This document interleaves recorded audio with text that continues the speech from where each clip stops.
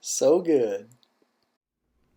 All right, everybody, we are live and we've got another episode of Lifestyle Medicine.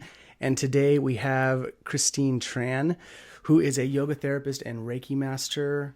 So, Christine, you and I connected a while back, just talking about getting you on the show and getting you, to talk about the things that you're doing.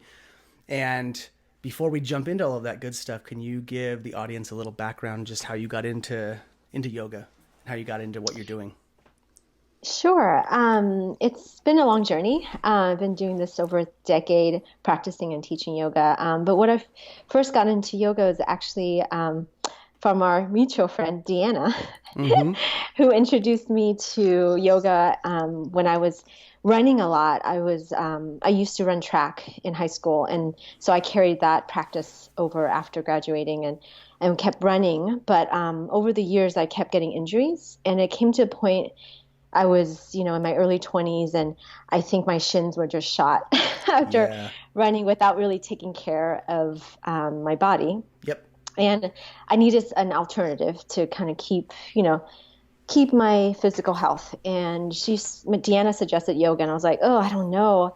I tried it once, and I hated it, and I thought it was so boring. And she introduced me to a studio in Washington, D.C., where I lived at that time. And that was it. It was just that one teacher Wow. that I connected with, and that was the most magical practice I've ever had in my life, doing anything like health-wise. Yeah. And it was beyond the physical, but I didn't know it at that time. Yep. So I only touched to that one layer of yoga, but that was it. That just transformed me from, trying to beat my body up through running, and now here I am doing mindfulness practice and living that lifestyle. Yeah. So thank you, Deanna. If she's listening, right? Shout out to Deanna. And I know she had found a background in, she didn't have a background in yoga either technically. And I know it was something that kind of like she started to pursue, and I'm not fully sure what got her into it, but was she taking like her teacher training at the time when you crossed paths and wanted to do yoga? Do you know if it was around that That's a time? good question. It's funny. She introduced me, but I started the teacher training.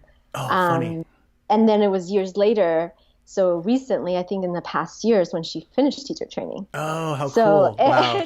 that's how our life work. It's always been like that. It's, some kind of, we're always on the same parallel. We have parallel lives basically. Yeah. Yeah. Well, So it's, she and her, or I should say, Paul, her husband, and I have that same relationship. We have this weird oppositional parallel that we kind of dance back and forth between. So that's yeah. kind of cool. That's very cool. I call Paul my man wife. So,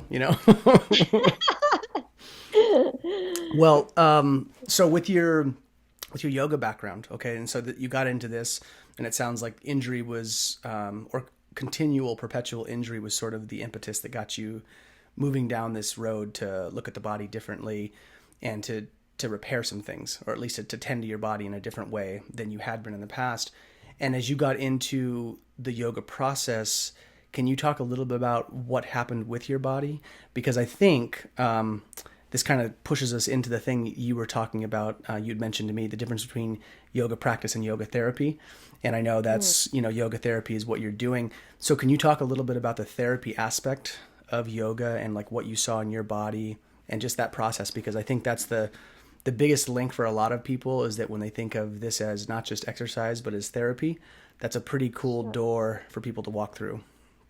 Yeah. Well, with me, at least in my personal journey, the yoga started, in the physical practice, and it felt great. And I was just learning about what I can do with my body, and that it's actually a tool to heal. And instead of the other way around where, you're just pushing your body so you can feel good, it's actually starting from the inside. And so through yoga, the physical practice of yoga, that helped me touch into my own internal like thought process, because it's basically creating a space for you to be in the present, which means you have to listen to all your mind stuff. Right. And it's not about shutting the mind down. What I realized is that's the therapy side. It's not about pushing anything away and things that you don't want to be listening to in your mind. It's about being with it. And so the physical practice gets you to be in such a still place that you're able to sit with the mind. And there's techniques to help you, whether it's through breathing, which is the most therapeutic part that I gained from the yoga practice, is settling the nervous system, calming the brain in a way that you can sit with the thoughts without feeling negative about it. But that takes, practice, and it comes and goes every day depending on what's going on in your life. So the therapeutic aspect comes from that, yes, the physical body feels good. All the kinks and tensions go away.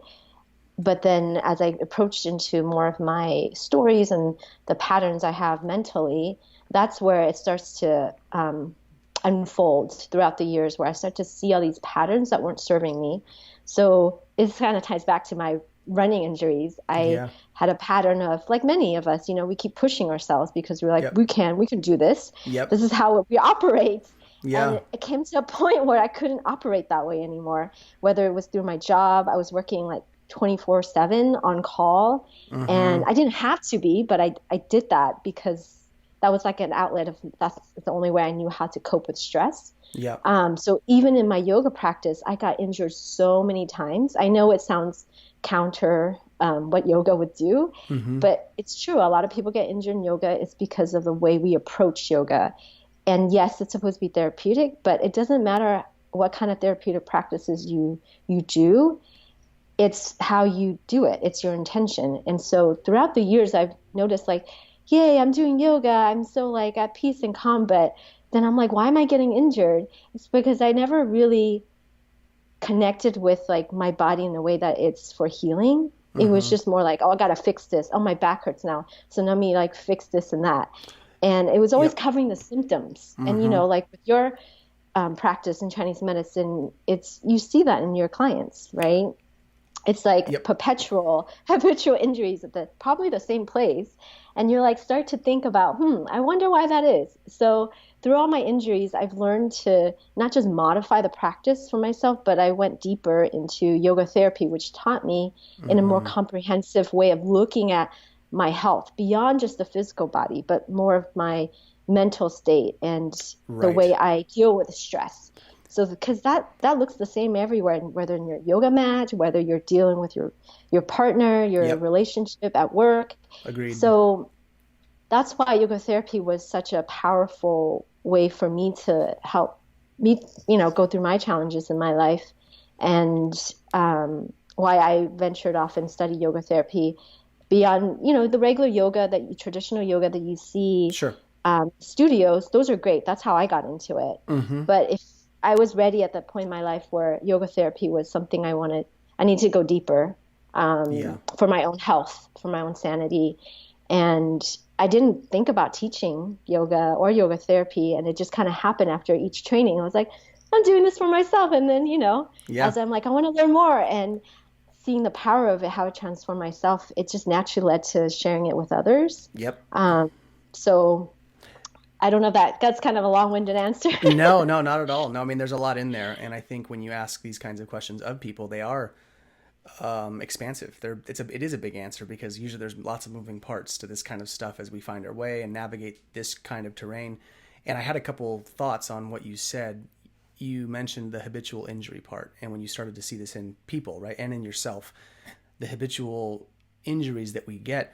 And just to add to that and to reflect back to that is that what I found too is that the injuries aren't always physical. The habitual emotional bullshit that we engage, whether that's poor eating habits, whether that's too much work, or choosing the wrong partner, or whatever the thing is, we get stuck into these habitual injuries that can be energetic, they can be emotional, and people really, myself included, I have to navigate that terrain consistently. Like, am I choosing something that's going to be medicinal and good for me, or am I just going back to the default pattern of what's easy and what's familiar?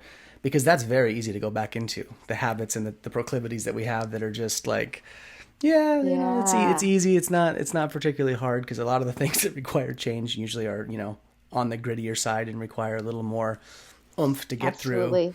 And the other thing, when you talked about the intention piece, you said you hadn't really connected to your body in a way that was doing something that was healing, but you said your intent changed too, like how you're actually approaching it.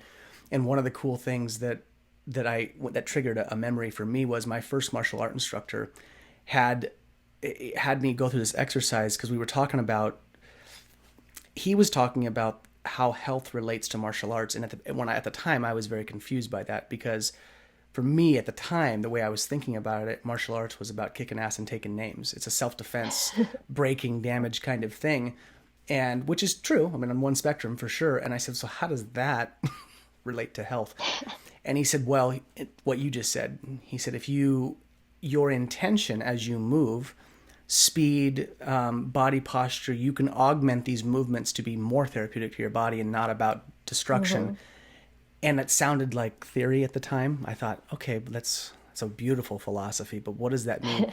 And then he demonstrated the form. He picked one of the most beginning forms that we learn, and he demonstrated it martially the first time, which was very high speed, explosive with precision. And I mean, he had a completely different look in his eye. And then he did the form a second time, which was slower but still quick, but you could just see that he was taking his time through the motions and exploring the therapeutic range of motion as opposed to just kicking ass and taking names. Yeah. So it was really cool to see that you can turn the volume up or down on these things through your intent. Mm-hmm. What do you want to do with the thing you're doing? And how do you change that depending on what you need? And I think that's the range that I think is really cool for people. And what I like about what you're doing, and that I think is a good larger conversation to have, is that you've got yoga, which can be a physical practice, but then you've got this volume or this dimmer switch where you can range it. Like, what do I need out of it? And how is it going to change? Right. How is it going to change the practice? How is it going to look different? Yeah. And I think that's where, as a teacher, I love sharing this practice because there's so much depth in it, mm-hmm. Beyond just the physical, depending on what the person, if I'm working with an individual, depending on what they need at that time. Like you said, you can choose just the physical. I can choose, I can go deeper. Like for me, yoga at the end of the day is a spiritual practice. Yep. Yoga is secular. It's not religious. But yoga is union. That's what it is. It's uniting with your higher self, something higher than yourself, the divine, whatever you want to call it. Mm-hmm. So for me, that intention has always been, yes, I have intention of taking care of myself through say, like, I need to find some better breathing so I can calm my nervous system today, or I need some energy so I find a different breathing practice. But that still is just surface level for me. Like, yes, this is how I operate and keep my life going in a healthy way. But deep down, it's that deeper connection that keeps me going is with the spiritual practice. And that was the way I was taught, or the teachers that I met, who have taught me to do the yoga practice. And I think that was it. That first day when I found that teacher that Deanna introduced me to, it was that thing that I couldn't understand. I was like, I know it's beyond the physical, but I don't know what it is. Yeah. It took me years to really cultivate that practice. Yeah. And it's very subtle. It's super subtle. So that's how I wake up every day. That's the thing that keeps me going. Yeah. Is that connection, And everyone has it differently, Agreed fully. Yeah, people do have it differently. And I think what's interesting about what you just said, which I think is true for a lot of people, is that it is hard to put a finger on it because we're not always naturally sensitive to it. And to develop that sensitivity to what am I actually feeling? What's actually happening? What's the undercurrent of what I'm feeling? And if you're new to it, like you said, it's beyond the physical. So what am I feeling?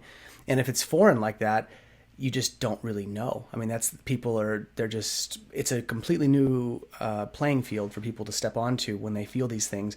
And I think that's where I've seen this I've seen it in, I have a background, as in acupuncture, herbs, body work, lifestyle guidance, like all of these things. And I see this consistent thread where people will have an experience with something, with a living lineage like Ayurveda or Chinese medicine. And because it's so foreign, they're just not lost. Lost is the wrong word, but it's a completely new, it's like seeing a color you've never seen before. How do you describe it? Yeah. It's like, well, this isn't a color. That's a good, Yeah. It's like, how do I describe that color? I've never seen that color. And like what would a color you've never seen look like? So I think that's kind of the spot that people find them in. And I think it's really nice, thank God, right, that there are teachers, people that are doing what you're doing, that are kind of orienting themselves in a way that's going to help people maybe shorten that process or give them the tools that are going to make them more sensitive earlier in their process. Yeah, That's really critical, I absolutely. think. And I was fortunate enough to find those teachers when I was in Washington, D.C. Yeah. But they always say, when the student's ready, the teacher will come, Yes. like in any practice. So A I hundred know it's percent. cliche, but I was like, yep, that's No, how it's, it I don't, I happened. mean, technically, yes, it's cliche, but it's fucking true. Like, it's True. so true. Yeah. My mom has been saying that to me for years. And, I used to roll my eyes like, yeah, I know, mom. Yeah. But she's right. Like, it's happened so many times in my life. And it's sort of it's been a bitter pill to swallow because I think like that shouldn't technically be true, I guess, because it's cliche, but damn it, it is. And, it's like, that's just the way it goes. She's absolutely right. And, when you started doing the yoga therapy and you started working with people and you started walking this path more consistently with people and getting to see the gamut of what people go through and what they're experiencing, you had mentioned, in our call prior to this, you had talked about the whole notion of self-care and what that means, what that entails. And when I talked to you originally, I said, that's a buzzword. Absolutely, nowadays, self-care, right? It's like trendy Right. almost, like self-care, self-care. And I think we should always sort of give that context that it is a buzzword. It is trendy right now. There's a lot of people attempting to capitalize on it. Some people are doing it well, some people not well.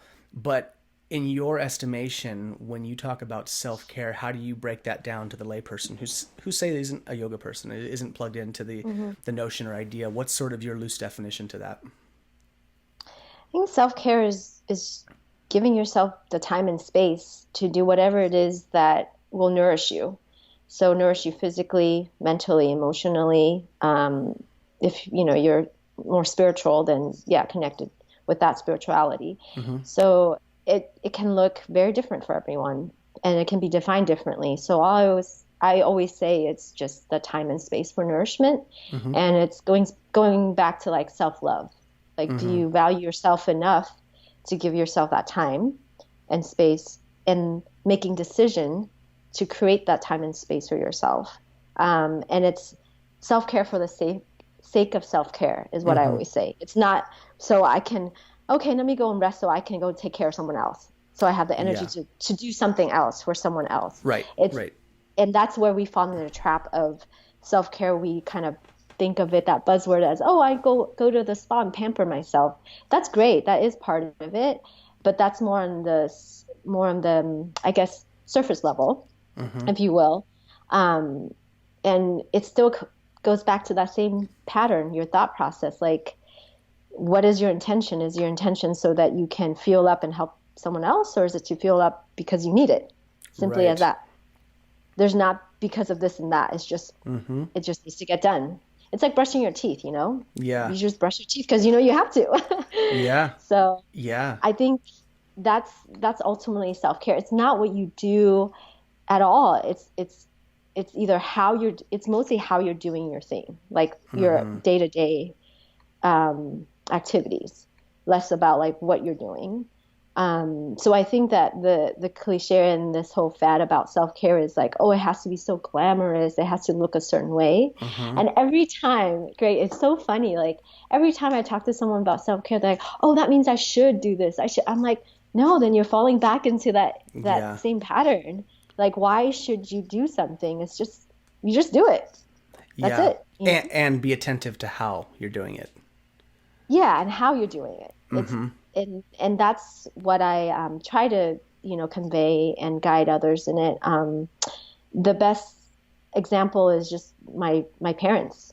I told you how I just moved back to LA Yes. recently, Yeah. but I didn't tell you how this whole learning, I had to relearn self-care because I found myself trying to be at this age in my life where I'm like the parent now to my parents because they're Mm-hmm. getting older. So I'm Sure. constantly want to take care of them, but that dynamic of the parents will always be, you will always be their kid, right?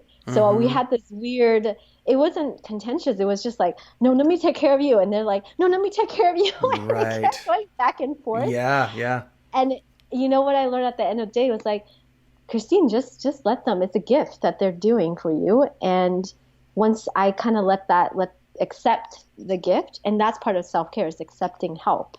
Mm-hmm. And they were a little more open to me caring for them instead of that fighting back and forth. Yeah. So it's almost like we're being too nice, Yeah. and both parties didn't know how to relate with that and Yeah. interact. What do I do with this? So at the end of the day, it's yeah, accepting help and asking for help. And I'm still working through that. Like, God help me. Of I course. go through Yeah. days I just want to do everything myself, and like, why? Yeah. Why do I Yeah. do this?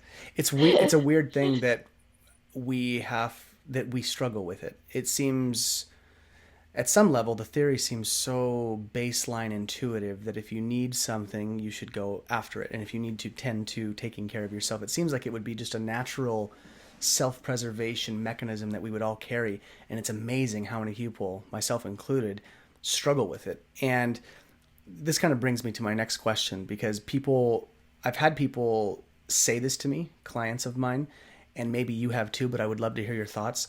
So when you initially gave your definition, you said it's that which nourishes you. When you take time, whatever it is you need to do and how you do it brings you to a place where you can fill your battery back up, essentially. And I cannot tell you how many people have said, how would I know what nourishes me? Where they're just that's before they even get to, that sounds great, but what does that mean for me? And so to give context to this question, it seems like people that are, I think, more naturally intuitive and emotional, and maybe slightly more on that end of the spectrum, seem to gravitate towards what does nourish them. They can identify it easier. Mm-hmm. And what that person, man or woman, or anyone in between, what that looks like for them is going to be different. But some people do just gravitate towards it, and there's other people who don't have a clue. And I think it's maybe cultural, maybe it's just the family they grew up in, they don't have the sensitivity. So if people don't have a framework to what nourishes them, and they don't even have a template to plug into, how do you get them started on that process? And have you come across that problem with people? Yeah. Yeah, I'm glad you brought that up. That's usually where I start. Most people don't know, like my parents are like, what does that mean? Yeah. What do you mean, like, breathe? Yeah, it sounds like good I was like, theory, right? Good theory, but what does it mean? what does it mean? And it took me a long time to understand what nourishment means for me. So I definitely, when I'm working with others, the first thing is just asking them to define, like, what is self-care to you? What does that even mean? Mm-hmm. What does it mean to take care of yourself? And as as I guide them through these just, inquiries, they start to think, I get them to think about, like, what they do day to day. Does that feel nourishing? And if they don't know if it does or not, then that's where I guide them through, like, well, does it fill you up? There's always different ways you can ask the question. And sometimes when you ask people, well, can you feel something? They're like, no, what do you mean? I don't feel anything. You have to go around, like, it depends on the person, how they communicate their quote unquote feelings, even if they don't feel it. It's learning their language first. Yep. And then just taking them back to, like, real life scenario. Like, what do you do day to day? Like, do you enjoy it, basically? And if you don't, then why? And it's more of, like, that assessment, that inquiry first, before we take them into nourishing practices that actually work for them. Yeah. So that's where that's basically all the work that I do. It's not about telling them, like, hey, go do some breathing right now. Like, that's not going to work. They have to really understand. Maybe if I give them, like, a restorative practice where I lay them in, like, props, so they, like, blankets and blocks, so they're in a comfortable position, and that's usually where they're like, oh my God, I haven't felt relaxed in so long. And that's the moment where you can start to ask, like, well, is there anything in your life that makes you feel this way? And if not, like, how do we work towards that? And so when I tie in the yoga practices, it's so many different ways and tools to get them just to explore. Does this feel good? Does this not feel good? Like you said, maybe they don't really understand. Yeah. What is that? Where they don't even have a baseline, right? Yeah. And that's it. It's just getting them to that point where they can start to feel the difference. Yep. and how they're operating isn't sustainable and Mm-hmm. what is sustainable. Yeah. So I don't know if that answers your It question. does. No, it does. And the reason I asked, like I said, people ask me that question, and there's people that I feel like that need more orientation in that direction. And with my own personal experience, when I first started kind of down this road, I would say by default, by my nature, I'm more on the emotionally intuitive artistic side. That's sort of my bent. I Yeah. lean more that way, and I still had to explore this topic in that way. I needed help. I needed some guidance to have people tell me, what does that mean, in real time. Mm-hmm. And it's sort of brought me to this larger topic, which I've talked with a number of guests on this show about, which is there's a spectrum of life that is immaterial. Our emotions, where are they? How do you quantify them? How do you put emotions into a box? The emotions you're feeling right now, where are they? Are they inside you? What's to say they're not right outside your body? We don't really know. It's like we think Yeah. that the skin contains these things, but I think self-care, quote unquote, is getting people into the spectrum where you're saying, well, that stuff that's immaterial has a lot of weight, and we live our life from Mm-hmm. emotions. Our thoughts dictate how we do. All the subconscious stuff that we can't see, that we can't grab, has weight. Like it affects all of us. Like we're living from that place a lot of times. Absolutely. So Yeah. to kind of reframe people's mind into that thing of saying like, yeah, the immaterial matters, even though you can't touch it, even though you can't see it, even though you can't prove it. Hmm. Technically, we can't prove thoughts exist. We just know we have them. so Right. so what are you doing to cultivate that immaterial thing in your life? And what are you Mm. doing to nourish that, to take care of it, and to yeah, that because it matters. It does matter, and I think people sometimes need that. They need the cogwheels to be turned internally for them to get it. It's like, yeah, this Yeah. stuff does fully matter. And the question this brings me to, because this is a question I've been asked, and I always like to bounce things off people. Yeah. People, and I felt this way for years. This was part of what kept me away from the self-care movement, in a sense, Mm. was I would feel I got confused with self-care and being self-indulgent. I sort of equated them as like one and Mm. the same thing, where I'm just being self-indulgent, like I need all of this, care for myself. And part of it was how the culture was presenting it and how what I was seeing in the mainstream. I'm like, oh Jesus, like this is so like squishy and just fluffy and like whatever. It's a buzzword. And then I realized it wasn't, because I had to find ways to do it for myself. But people that I started to attract, clients too, were saying that, all this self-care, they would say like all this self-care bullshit just sounds like Mm. self-indulgent, just narcissism. And I thought, I've been there, but that's not the direction I take it. And I've had to reframe it for people. But if people came to you like that and said, what's the difference between self-care and self-indulgence? And is there a relationship between the two? And how do you balance them so that you don't think of it like self-indulgence? Because I don't think Yeah. they're not the same thing, but you are tending to self on some level. So, Yeah. there's a gray That area there. it's tricky. It's very Mm-hmm. tricky. I do encounter that a lot in myself. That's when I have to check, like, well, why do I think it's self-indulgent? Yeah. So it's it comes back to an intention again. Mm-hmm. What's your intention? Like, is your intention just is to take care of yourself, or you're doing it because you feel like you need to or you should? So Mm-hmm. when it becomes that like dialogue, internal dialogue of, oh, I should be taking some time right now and take a break. And so I'm not going to do any chores right now. I should be doing that because that's self-care, right? Like when you start to doubt the self-care in the self-care activity, Mm-hmm. that's when it's whether it's self-indulgent or whatever you want to call it, that's moving away from the actual real intention of self-care. So it is a very fine balance, and it's different for everyone. Mm-hmm. I don't know if I think people who are buying into the quote unquote self-care, it's like taking it only that person knows if they're doing it because it's like a fad. Right. It's like I see people doing yoga because they think it's cool, Yeah. but then of course as they do it, they're like, oh, actually I'm just assuming that most people as they come back and I see them practice consistently, it becomes like an actual real authentic practice for them rather Yep. than just doing because they want to tell everyone I do yoga Right. because usually you don't stick with it. If that's the case, it's a Yeah. hard practice, you know. With martial arts too, you know, it's the same thing. It's difficult. Yeah. It's difficult. Anything you do.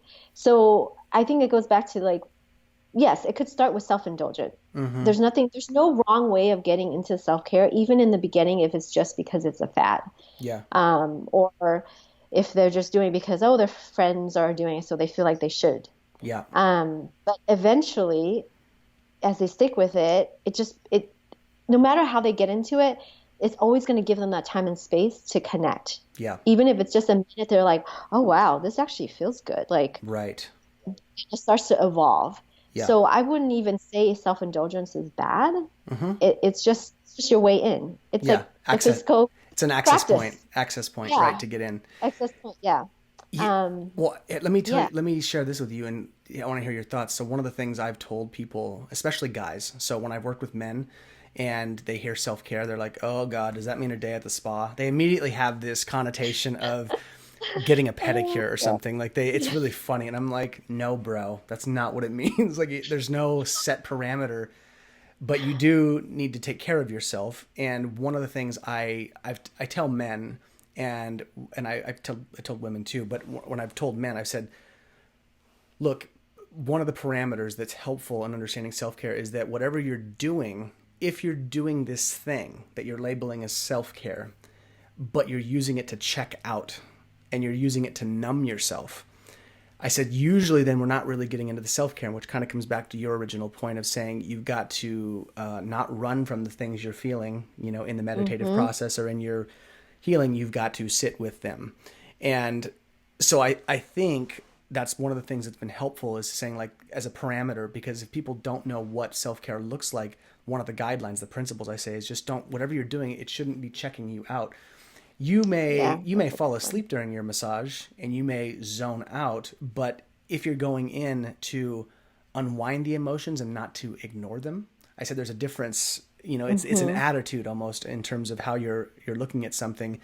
So that's point one I want to hear your thought on. And the second prong to that is I've told people, I said, imagine your best friend, you know, and if you don't have a best friend, imagine that you had a best friend that you loved completely. You were so enthused about their life and you wanted nothing but the best for them. If that person exists in your life or not, imagine that person. And then if you were to do something nice for them and you were to like allow them to have a day to themselves, what would you do for that person?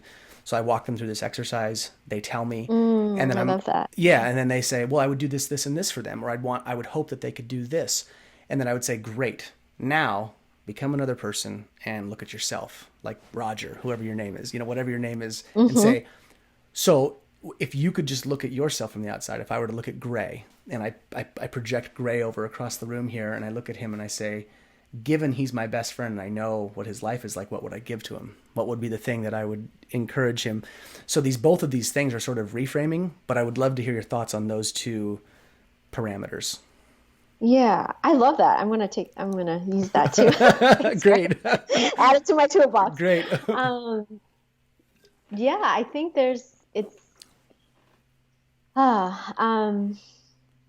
I'm trying to go back to how you were asking the question. Yeah, I think getting people it comes down to, like, for me, when I'm seeing these, you know, people having like an image of what self-care is, and however they see it in the media or in the world, their definition is going to be skewed.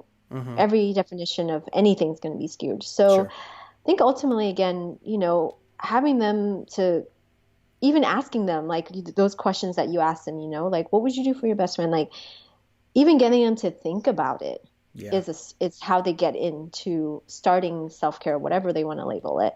And you can have them call it whatever they want, me time, or, you know, it doesn't have to be like, a guy doesn't have to call it self-care. Yeah.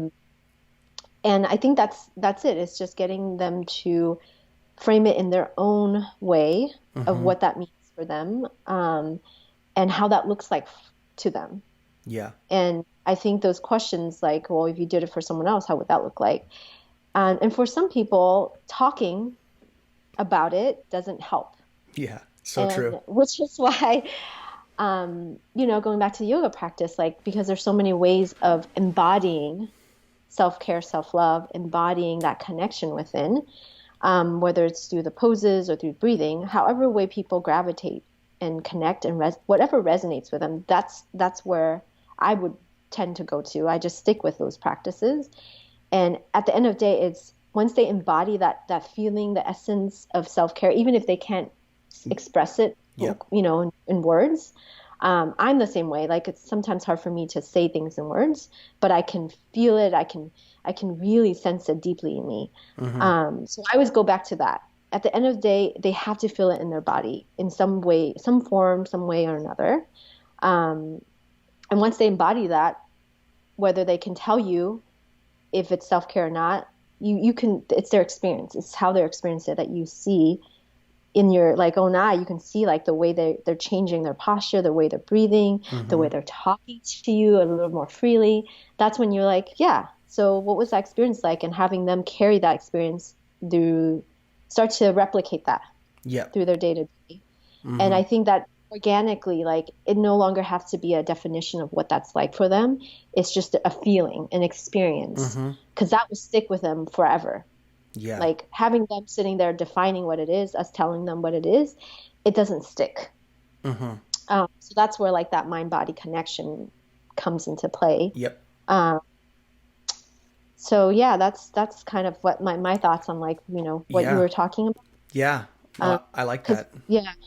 I think we talk too much in this society as we're talking right now, but no, totally. we talk and we talk, but no, we don't no, do it. I agree. I mean, I cannot, it happens a lot. It depends on who I'm working with. And I think people will say this, and I've heard this phrase when they say verbal diarrhea, where people are just, they're just dumping out whatever's inside of them. And I think in the end, it's sort of a way for them to, it's like self-administered therapy in a sense, where they're just talking and they're trying to let the steam out. If the mental hamster is running, they're just trying to exhaust it. And part of how they do it is they let the words fall out of their mouth.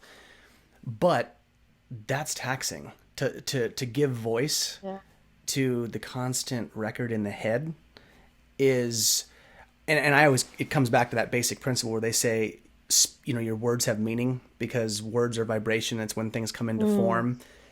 So there's that piece too, where if you're just running your mouth, essentially, I agree. That in Chinese medicine says this too. They say, like, actually talking too much and thinking too much wipes out two organs, the spleen and the lungs. And they say, don't do it. Yeah. They're like, this is not a winning strategy, because both of those organs are used to produce what they call qi, or vital energy in the body. So if you're constantly talking and running the mouth, it's just, you're going to be depleting these systems. So I agree with you. I mean, that talking piece is huge. And that's what's so nice about the body-centered practices, whether you're doing yoga therapy, if you're doing Tai Chi, some kind of movement, that it sort of digests through the movement itself and less about the thinking mind. And I think that's why people get addicted to running. I've had an endurance runner on. Yeah. He's like, the mental hamster goes to zero when you're doing something like that. When you're out prolonged exercise, it's just like, you're done and you're like, I'm not thinking about anything. And this is amazing. Yeah. And I don't really want to talk about it either. It's like, everything is wiped out. They're clear, they're clean. And it's just an amazing, it's an amazing place to be. When people find it, they're like, oh, I'm stoked. I'm so glad. They're like in the zone. Yes. Like we call it, when you're running, you're in the zone. Yeah, absolutely. It's like the flow states, right? They talk about that, where you're just like, nope, I'm totally in my own little world here, and I'm very happy to be here. Yeah. And I would like to not leave, which is great. And so, with this, like, this is my question to you now. If people hear this and they're like, okay, great theory, I have a little bit better feeling about, you've explained it well, and they're like, okay, I kind of get it now, and it can look like whatever I want it to look like, and, if they stick to these parameters. But if people say to you, but what's the point? Like, what do I get out of this? What do I get from self-care? Because the American mind thinks like that. It's like, hey, what's the payoff here?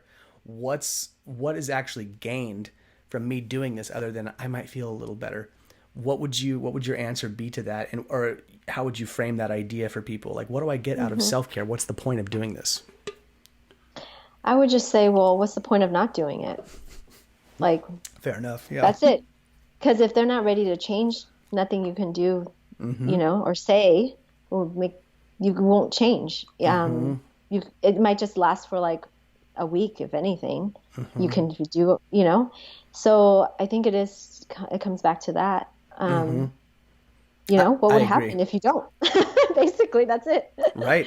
And if you're content with that, sure, keep going with where you're going. And at one point, you're going to break again. That's just how it works, Like Yep.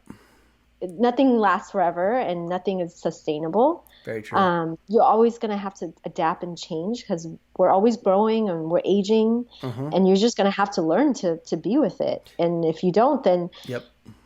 it's just going to be more suffering. So, and I think once people start to do it, to just try it, like, what's the worst that can happen if you try it? That's what I would say. Like, well, you feel good. Okay. Yeah. You get that experience, and then maybe it'll take you somewhere else. But you'll never know unless you try it. Yeah. No, well said. I mean, you're absolutely right, because I think that is the missing link, and it's a good way to ask the question from the other side. It's like, well, what's going to happen if you don't? I mean, you could ask the question from both sides, and both are equally relevant, but it is a framing question, and it is a context and perspective question. Like, which kind of goes back to this whole intention thing. Like, right, where are you asking, what's your intention behind the question? Is that just apathy at the core, or are you actually searching and fishing to make things better? Are you familiar with Carl Jung, the great psychologist, who was like he was like the collective unconscious guy? He and Freud were like the two big contending guys. They were friends and then no longer friends. He had this really interesting thought about, his whole thing was, why we dream in symbols is because there's this collective unconscious web that we all plug into. This is why, because he was noticing there's a point to this. So his clients would all dream about sinking ships, say, and all of them had lost someone, like a matriarch or a patriarch in the family. And he was like, why are all of my clients dreaming about these huge sinking boats when they have like this death? So he kind of plugged into this idea, but he had this really cool thought about the self. And he said, so if we are not willing to take care of the self, he says, what happens is it's sort of like a vortex, and it sinks and implodes, and we have this deficiency. It's like a hole that can't be filled. If we're unwilling to fill up the self, get to know ourselves, take care of ourselves, be mindful of what we're doing with our thought and action, he said there's like this vortex that just sinks into the earth. If you get to this place and you can tend to the self, and you can actually get the self to a baseline, you're kind of like even Steven, right? You're at a baseline. You're not leaking anymore, but you're at a neutral plateau. He said, and what's above that, right? If you reverse the vortex up and open, what goes into that, he said, is this larger idea that if you take care of yourself, you put yourself into a state of surplus, and then you become aware of how your actions, your words are actually affecting everyone around you. He said, so then your contribution and your orientation to the world sort of comes from a place of not me, and I lack, and why give in? He said, now you're saying, so what am I doing, and how am I affecting the people around me also? There's this place, but he says you can't get there until you've filled the container to baseline, which is this idea of self-care. Are you tending to self first? And once you're there, then you have this larger framework about how you impact the world, how you impact the people around you. And I always thought that's a way cooler invitation to kind of get to than, because we can all get stuck on like, why do I need anything, right? And they're just like, they're just sucking energy in. And it's like, but like, think about what would be if you could get past that. Like if you could just get past like, as opposed to like, what do I just need? What's beyond that range? And I always thought that was a cool way to kind of look at it. It gives a context, again, kind of reframing the idea. Like, how do you think this to get people to buy in? Because sometimes they don't want to. Yeah, and I think that's actually when even before this call, we were talking about, or I was talking about how I'm doing more collective healing. Yes. So the self-care, sometimes you think of it, again, it's just me, I'm just going to do it by myself, or maybe you do it with a friend. Sure. But as the years went by with me doing this practice, like what I found most helpful is having a sangha or a community of people who are doing the practices and are supporting each other, whether it doesn't have to be yoga, it could be anything, to just be coming together in a group of friends, and you're just there to talk, and you're there to share, and So it's almost like an official group therapy, but it's not it's not really therapy. You're just there Yeah. enjoying your time with each other, Yep. and it organically happens where you're sharing and you're doing the healing by just being there with each other, holding that space. Mm-hmm. And so over the years, as I'm doing this just in my own life with my friends, my community, and coming here now, moving to LA, I see that like a lot of people are craving that. People want community. Yeah, they do. They want to be a part of something to have that support, not just for themselves, but they want to share that with, they want to support other people. Mm-hmm. Um, and so when I've been, when I just started this new women's gathering, and it's just a healing group where we're doing I show them some yoga, I do some Reiki energy healing. But at the end of the day, I don't do much. I just give them the space so Yeah. they have so much wisdom to share already. Like, I'm like, Yeah. you guys can leave this. I don't need to be here. Right, right. But that's it. It's like going back to what you were Mm-hmm. saying, like it eventually becomes like less about I'm doing this for me, me, me. Like when you're in a collective Yeah. setting, like you see like it's beyond that. It's beyond than just Yeah. your small self. Yes. And you see the power of like when you really take care of yourself, and if you're constantly still trying to take care of yourself to take care of other people, fine, I'll Yeah. put you in this group. Go ahead. Right, right. Go do your thing, And it right? just, yeah, and it becomes a balance. And you start to Yep. see, like, I see it unfolding how people just start to notice, like, oh, I'm not being selfish because when I'm taking care of myself, I'm actually able to support this person sitting right next to me that I'm talking to. Mm-hmm. Um, so I think it has to be, maybe we need to rephrase it or whatever. Instead of saying self-care, it's beyond the self, really. Yeah. Like you said, it opens up to more. Um, Yeah, and I think that's like a worthy topic, right? To get people to think of it like that. I think it does matter, and I think it gives them context to this whole thing. And just to reflect what you just said, I have this ongoing joke, and I used to talk about this with Paul Robison all the time. mhm. I had this conversation with him where I said there's a relationship between healing and partying. And he's like, wait, what? And I'm like, hear me out. Like really like throwing a good party. And I said like the recipe for a good party is not controlling it too much. I said, you need to set the stage, right? You need to set the container. Mm. I said, part of that is like good quality live music that's not too loud. I said, like the environment needs to look nice. There needs to be areas where people can like lounge and be comfortable. And there should be some kind of like tasty either foods or beverage, right? I said, and set the stage. I said, but when you get there, I said, if you try to get people to do games or you've got it too contrived and too controlled, there's no flow. Yeah. The party gets kind of like, we got to go do this thing, as opposed to letting me just plug into the environment, right? Plug into the communal space. And we talked about this, and I said, that's exactly how, it's like what you're talking about, getting people together in a community. You're not doing that much. You're sort of setting the container and saying, like, here's the thing that you guys can explore, but I'm going to be, Hmm. to a degree, I'm kind of just loosely hosting, I'm sort of, Yeah, I'm yeah, that's here. it. Yeah. And I thought like, that's Yeah, always been sort of the relationship for me.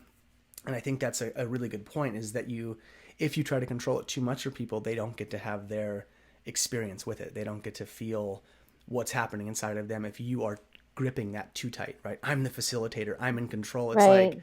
yes and no. Yeah, and that's it comes to intention. Like, are Yep. you just doing it because you want to look good, or you just have so much to share, and as a facilitator, you want to just get it all out? Right. No, like at the end of the day, it's you're empowering the individuals to create their own self-care. So Mm-hmm. it's not you dictating what it is, Yep. or even if it's not self-care, it could be another topic, Mm-hmm. whatever you choose, that would help the community.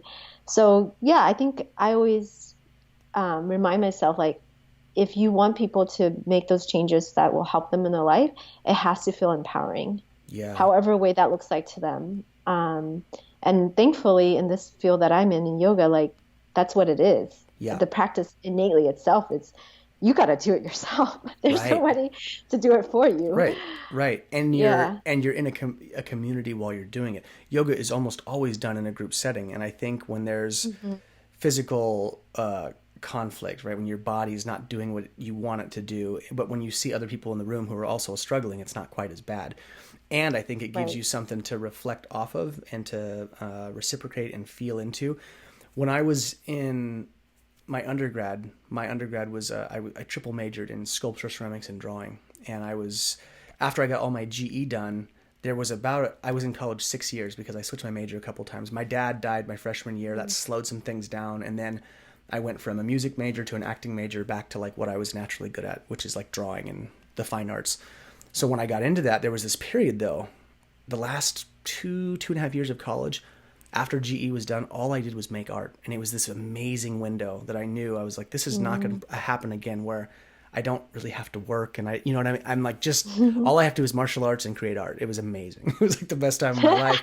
But when I was creating all of this art, sculpting, I was doing metal casting, welding, woodwork, design work, painting, all of it. And my only job was to do that. And when I was making all of this stuff, whether it was clay or metal, the thing I remember about this was that it's when you're in school and you've dived into a topic, there were a community of artists. And I thought, how often do you get to be around, give or take, 50 to 100 artists doing the same thing? And as I would create art, people would be like, holy shit, Gray, like, how did you come up with that? And I would think the same thing about their art. I thought, I was like, I would have never in a million years gone that direction, but now you've just made me totally like reorient to like what the hell I'm doing. And I think that parallel is very similar in the healing arts, right? The healing fields, because if you do it in a community like this and you've got people who are going through something similar and we're all painting our journey a little differently, like this is what I have to do, right? For self-care. This is what I have found. That community alone, just to see other people's viewpoint, gives you that creative spark too, where you're not just it's not just a passive experience like I'm going to this class. You start to see that people are actively pursuing their healing process differently than you. It's not exactly the same. And I think when you get, that's the beauty of community, is you get that that link up where you're like, holy shit, everyone's doing it a little bit different, and it's inspiring, and it's also creative. It gives you a different kind of perspective on it. And I think like I say, like in the yoga practice, for example, you realize like you have to do yourself, right? Yep. But you don't have to do it by yourself. Yes. And I do this, and every morning, like I have a practice I do, and it looks different all the time. Sometimes it's like 2 minutes, sometimes it's an hour if I'm lucky, Right.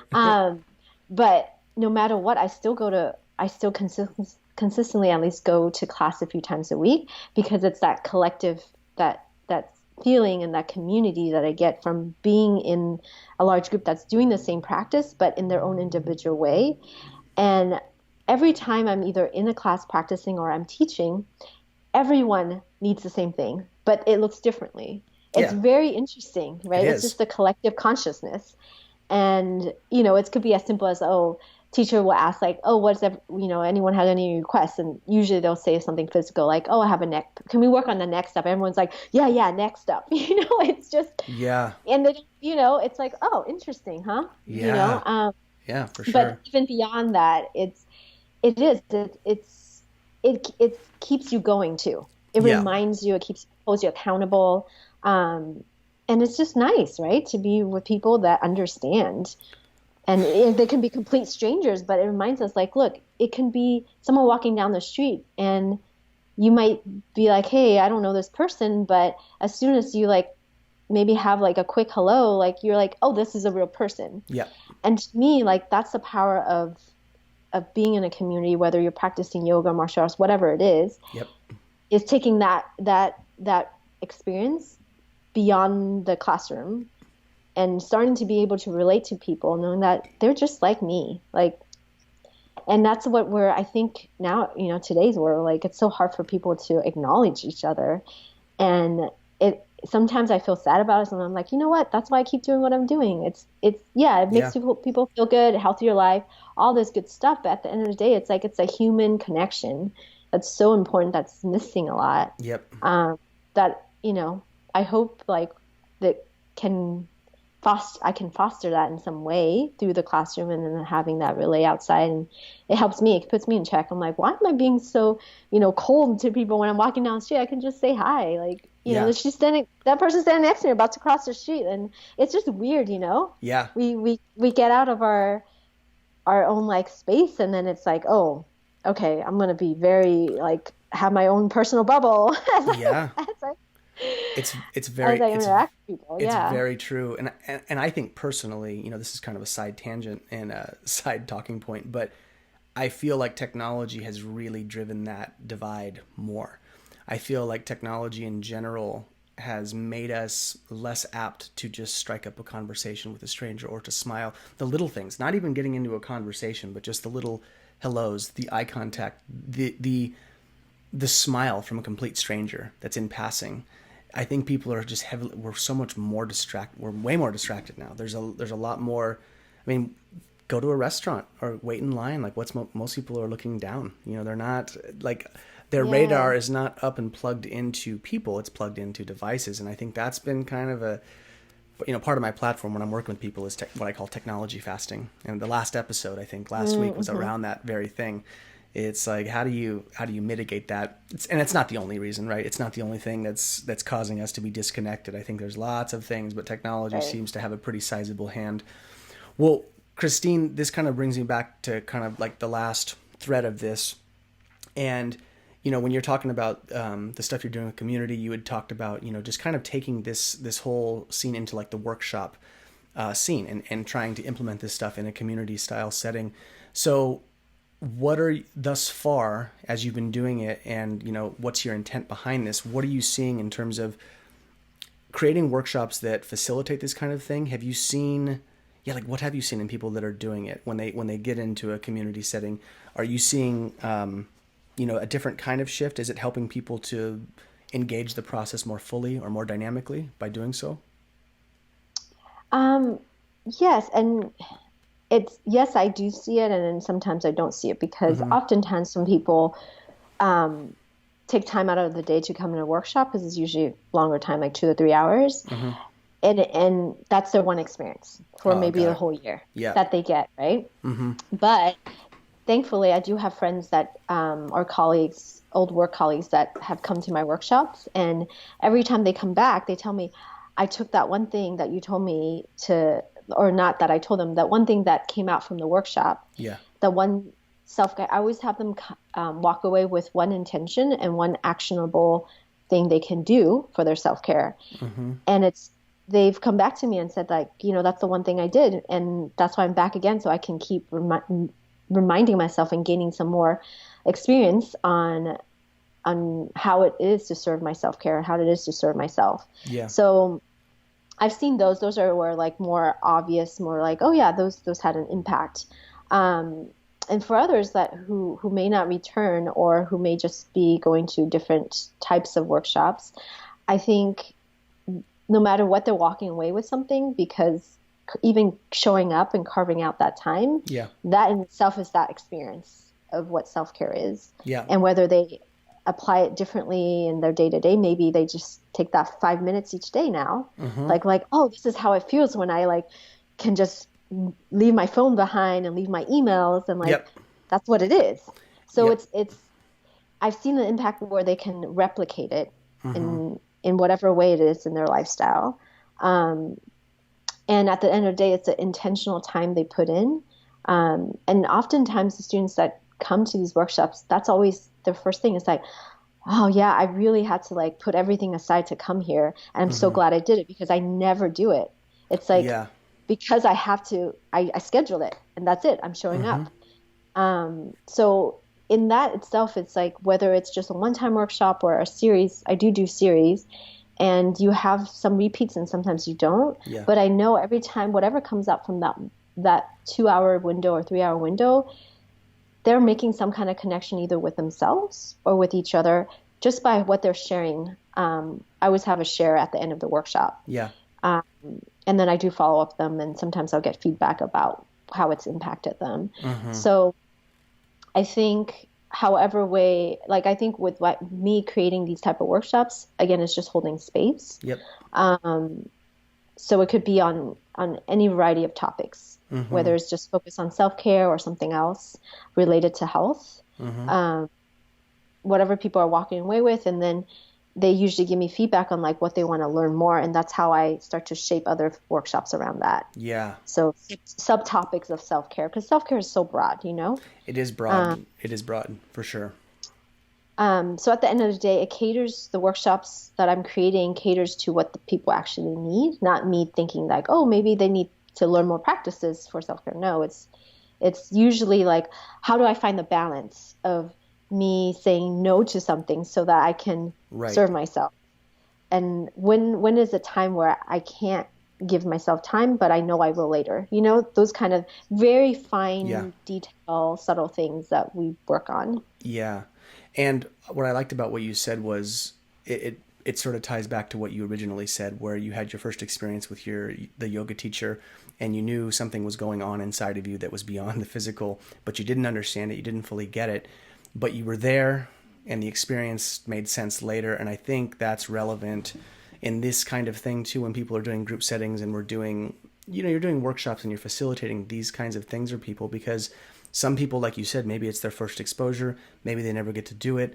And even if people are walking through the motions, I feel like it can still leave a mark on someone. Whatever they just partook in Hmm. can still leave sort of a subliminal mark that will deliver later. It's like planting a seed, right? It sprouts 6 months later, Yeah. and it sort of puts you into that context. Like, yeah, there was something there, and it kind of brings me back to working out for me. Some days it's not a great workout. Some days I'm going through the motions. I'm just there. Hmm. People are like, well, aren't you just going through the motions? I'm like, that's exactly what it was. It was kind of a shitty workout, but I went through it. I went through the motions, and invariably, even if I think it was terrible by the end, I'm like, I did get something out of that, even if it's not perfect, right? And even if I don't Hmm. really want to be there or even get it, I think it's like these kind of analogies are relevant for this kind of work too. People just going, Yeah. like just being exposed can still be really beneficial, and just going through the motions can be medicinal. There's something that can Right. still be gleaned from just going through the motions and showing up. And I think that's true with a lot of things in life, not just workshops. I think it's true with Right. most things. You got to go through the motions sometimes. You just got to put one And foot it's, in front of the other. yeah. And it's building muscle memory, Yep. essentially. Yep. Um, so yeah, I mean, at the end of the day, these whatever special classes, workshops that either I or other teachers that I've seen do it, you can be very creative, right, in Mm-hmm. creating these workshops, because it's going to look different for every group, every community you're in, and I'm still learning because I'm new to this area. Sure. Um, but what I find that no matter, of course, my work is around self-care workshops, but it's whether it's in the East Coast or the West Coast, everyone needs the self-care, Mm-hmm. but it looks differently in how they're approaching it. Yeah. So for here, it may be more like, a little more, sometimes people will find it more like a surface level, like you said, like going to the spa, getting your pedicure, things like that. Mm-hmm. And in the East Coast, it's like they think it's like, okay, I just won't look at my phone for an hour because they're obsessed with their profession, their work in the East Coast, Right. Right. Um, and it's funny, but no matter how it looks like, at the end of the day, they just need that time, Yeah. you know? And and that's what I want people to walk away with, whether it's a workshop or class, is just like, this is your time. Mm-hmm. Take advantage of it. Yeah. And then use that time as a reminder for you to continue that when you leave this Mm-hmm. class, when you leave this workshop, no matter what you do, however way it looks like. Yeah.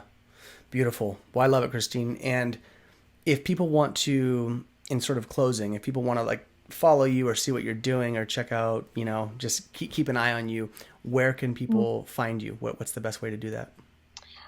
They can go to my website called givingearthhealing.com. It's Giving Earth Healing Arts is the full name, Okay. but the website is givingearthhealing.com. And I'm on Facebook under Giving Earth Healing. Beautiful. And they can also email me, Christine at givingearthhealing.com. It's a very long name. I know, I'm thinking about changing it. Anyway, yeah, so that's one way to contact me. And I usually post workshops and things like that. And I do private sessions too. So if they want to contact me, if anyone wants to contact me to do that, Perfect. that's there. Very Yeah. cool. Well, Thank you so much, Gray. yeah, yeah. Thanks for being here. I always, appreciate my guests when they take time out of their day to do this. So I really appreciate it, and I appreciate the work you're doing. So yeah, keep it up, and yeah, keep doing the good work. Yeah, thank you. This is my first podcast, so Oh, thanks. cool. How was it? It was good. It was nice. It was just having a conversation with a friend. Yeah, So yeah, yeah. it's not too So bad, thank right? Yes, you. a lot of people are freaked out, like when they, if it's their first time, they're like, well, I don't know what I'm going to say. I'm like, we're just talking. It's not. Hopefully, it's not too stressful for people. So it's good to hear that it wasn't Yeah. for you. It's fun, and I learned a lot just like talking to you about, what you do and how you share your work. Cool. So it's really cool. Well, Yeah. I enjoyed the conversation, and thanks so much, Christine. Thank you, Gray. All right, take care. You too. Bye. Bye.